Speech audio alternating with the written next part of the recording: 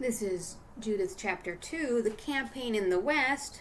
In the 18th year, on the 22nd day of the first month, a rumor ran through the palace that Nebuchadnezzar, the king of Assyrians, was to have his revenge on the whole world as he threatened. Summoning his general staff and senior officials, he held a secret conference with them and with his own lips pronounced the utter destruction on all these countries. It was then decreed that everyone should be put to death who had not answered the king's appeal. When the council was over, Nebuchadnezzar, the king of the Assyrians, sent for holofernes, general-in-chief of his armies and subordinate only to himself. He said to him,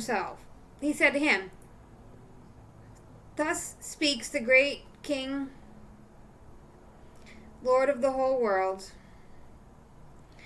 Be on your way and take men of proved valor, about 120,000 foot soldiers on a strong contingent of horse with 12,000 cavalrymen.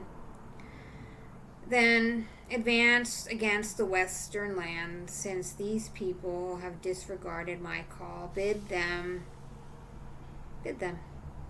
have earth ready, because in my rage I am about to march on them.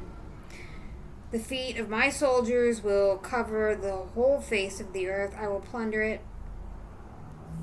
Their wounded will fill the valleys, and the torrents and rivers blocked with their dead. I will overflow. I will lead them captive to the ends of the earth. Now go, begin by conquering the whole region for me. If they surrender to you, hold them for me until the time comes to punish them. But if they resist, look on no one with clemency. Hand them over to slaughter and plunder throughout the territory entrusted to you.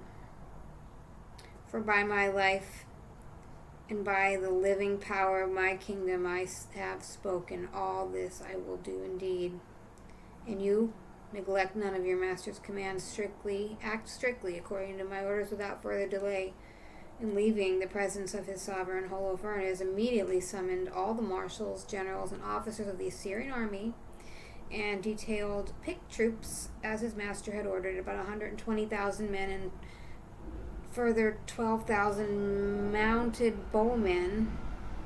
He organized these in the normal battle formation, and then he secured the vast number of camels, donkeys, and mules to carry the baggage, and innumerable sheep, goats, oxen for food supplies, and every man received a full ration and a generous sum of gold and silver from the king's purse.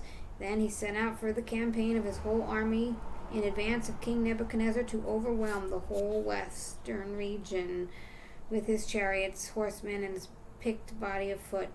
A composite corps brought up the rear as numerous as locusts, or the grains of sand on the ground.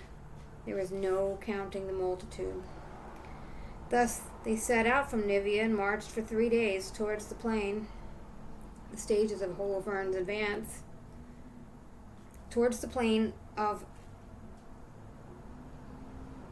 Becalith. From Becalith, they went on to pitch the camp near the mountains that lie to the north of Upper Sicilia. From there, Holofernes advanced into the highland with his whole army, infantry, horsemen, chariots. He cut his way through Put and Lud, stripped all the sons of Rasis and the sons of Ishmael living on the verge of the desert south of Chilon, marched all along the Euphrates, crossed Mesopotamia, razed all the fortified towns controlling the Wadi Abron, crossing the Mesopotamia, razed all the fortified towns controlling the Wadi Abram, and reached the sea. Next, he attacked the territories of Sicilia, butchering all who offered him resistance.